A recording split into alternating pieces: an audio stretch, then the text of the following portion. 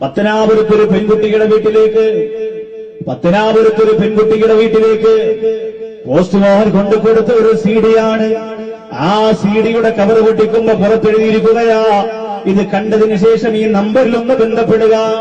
അല്ലാഹുവേ, ആ പൊന്നുമോള് തന്റെ ഭർത്താവിന്റെ ഉമ്മ കാണാതെ ഉപ്പ കാണാതെ റൂമിനകത്ത് പോയി സീഡി ഓണാക്കിയിട്ട് ആ സീഡി അങ്ങോട്ടിടുമ്പോ അല്ലാഹുവേ പടച്ചവനെ അതിനകത്ത് കാണിക്കുന്നതെന്താ? കടലിനക്കരെ കഷ്ടപ്പെടുന്ന പ്രിയപ്പെട്ട ഭർത്താവ് വിവാഹം കഴിഞ്ഞ് 6 മാസം കഴിഞ്ഞിട്ട് ഗൾഫിൽ പോയവനാ. അവന് ഫോൺ വിളിക്കുമ്പോ പറയുകയാ, പെണ്ണേ, ഞാൻ നിന്നെ വിവാഹം കഴിച്ചവനാണ്. ആ സംഭാഷണം അതിന്റെ അകത്തുണ്ട്. നീ എനിക്ക് ഹലാലാണ്, ഞാൻ നിനക്ക് ഹലാലാണ്, ഹറാമല്ലല്ലോ. നിന്റെ ശരീരം എനിക്ക് കാണലും എന്റെ ശരീരം നിനക്ക് കാണലും ഹലാലാണല്ലോ. അല്ലാഹുവേ, തന്റെ ശരീരത്തിൽ നിന്ന് മാറിടത്തിൽ നിന്ന് തട്ട മാറ്റിക്കൊടുക്കുന്ന വീഡിയോ ചിത്രം ഉൾപ്പെടെ തന്റെ ശരീരത്തിന്റെ തന്നവേനയരാ കടലിനക്കരക്കടിയുന്ന പ്രിയപ്പെട്ട ഭർത്താവിന് കാണിച്ചു കൊടുക്കുന്ന വീഡിയോ ക്ലിപ്പ് എങ്ങനെയാണ് ഈ ചെറുപ്പക്കാരന്റെ കയ്യിൽ കിട്ടിയത്?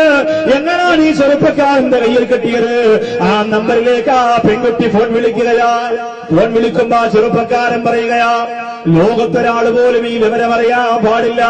അങ്ങനെ അറിഞ്ഞു കഴിഞ്ഞാൽ നിന്റെ പുണ്യമേനിയുണ്ടല്ലോ, നിന്റെ പുണ്യ ശരീരമുണ്ടല്ലോ, യൂട്യൂബിനകത്ത് കിടന്ന് തുള്ളിക്കളിക്കുന്നവരാണെന്ന് പറയുമ്പോ എന്റെ മുമ്പിൽ നിൽക്കുന്ന ഉപ്പമാര്, നിങ്ങളുടെ മകൾക്കാണ് ഇത് സംഭവിക്കുന്നതെങ്കിലോ, നിങ്ങളുടെ മകനാണ് ഇത് സംഭവിക്കുന്നതെങ്കിലോ, നിങ്ങളുടെ പൊന്നുമോൾക്കാണ് ഇത് സംഭവിക്കുന്നതെങ്കിലോ അതിന്റെ അകത്തിരുന്ന ആ സെക്കൻഡിൽ തന്നെ പുറത്തു പോകുന്നതാ.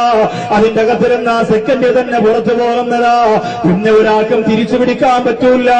ഡൗൺലോഡായിട്ട് അങ്ങോട്ട് പോയാൽ, വാട്സപ്പിൽ അങ്ങോട്ട് പറഞ്ഞു വിട്ടു പോയാൽ, ഫേസ്ബുക്കിലൂടെ അങ്ങോട്ട് ഫോട്ടോ അങ്ങോട്ട് പോസ്റ്റ് ചെയ്തു പോയാൽ പിന്നെ ഒരാൾക്കും തിരിച്ചു പിടിക്കാൻ പറ്റൂല.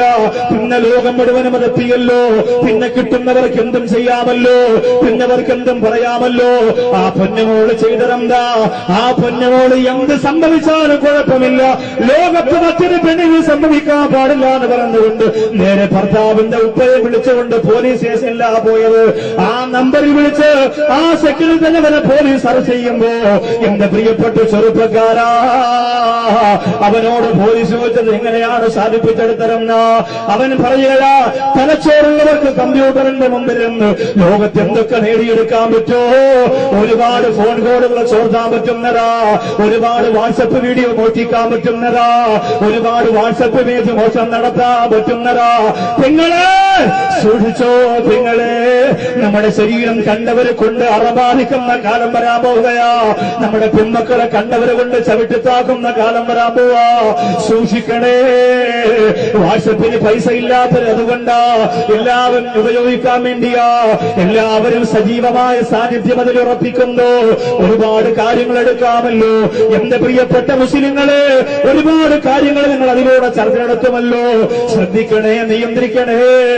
രഹസ്യങ്ങളൊന്നും വാട്സപ്പിലൂടെ പറയില്ലേ, രഹസ്യങ്ങളൊന്നും വാട്സപ്പിലൂടെ പറയില്ലേ.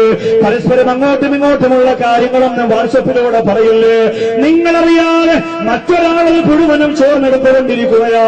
അല്ലാഹുവേ, നാളെ ഒരു സമയത്തത് പുറത്തു വന്നാൽ എന്റെ ഉമ്മയുടെ ഫോട്ടോയാണെങ്കിലോ, എന്റെ ഭാര്യയുടെ ഫോട്ടോയാണെങ്കിലോ, എന്റെ പെങ്ങളുടെ ഫോട്ടോയാണെങ്കിലോ അങ്ങനെ പുറത്തു വന്നാ പിന്നെ എനിക്ക് ജീവിക്കണ്ട എന്ന് പറഞ്ഞുകൊണ്ട് ആത്മഹത്യക്ക് വേണ്ടി ഇറങ്ങിത്തിരിക്കോ ഒരു പ്രിയപ്പെട്ട കുടുംബത്തിലെ സഹോദരിക്ക് മനസ്സ് വരുന്നതെന്തുകൊണ്ടാ?